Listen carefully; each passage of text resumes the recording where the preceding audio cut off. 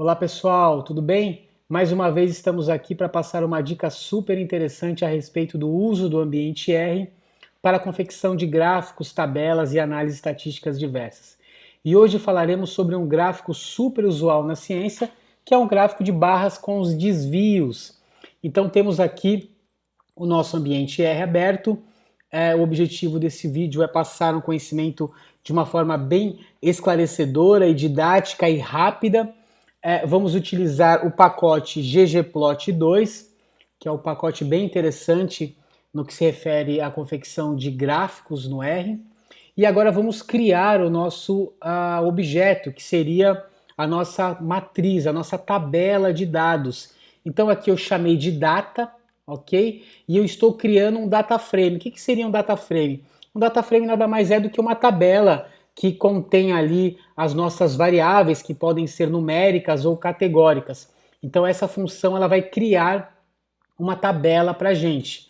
E aí esse data frame vai ser incorporado num objeto que eu estou chamando de data. E agora eu vou criar as minhas variáveis, ok? Então eu chamei de área, e aí eu falei que eu quero essa área com letras de 1 a 5, né? Se eu simplesmente der um Enter nesse comando aqui, ele vai falar que de 1 a 5, de 1 a 5 ele vai gerar valores categóricos de A a E. Né? E vou criar também uma variável que eu estou chamando de diversidade. Essa variável diversidade eu vou amostrar, né? Então essa função é uma função que faz uma amostra aleatória de dados sequenciais de 4 a 15, só que eu quero 5 valores aleatórios de valores que vão de 4 a 15. Né? Então eu vou criar também essa variável que eu estou chamando de diversidade. Estou também criando uma outra variável que eu estou chamando de SD, que basicamente é o nosso desvio padrão, ou seja, o quanto que os dados eles estão se distribuindo em torno da média, uma medida de dispersão. Então aqui estou criando a minha matriz de dados. Então agora eu vou olhar para a minha matriz de dados, ok? Vou dar uma olhadinha nela. Então temos aqui a nossa matriz já completinha, onde eu tenho as minhas áreas, a diversidade e o que seria o nosso desvio padrão, né? Então temos a nossa tabela prontinha para que a gente possa então executar um gráfico de barras com os seus desvios, né? Vamos voltar lá para o script. E agora eu vou executar o comando que vai criar este gráfico então. Então a função que faz isso é a do próprio ggplot, de quem? Do objeto data, que é o objeto que eu criei aqui.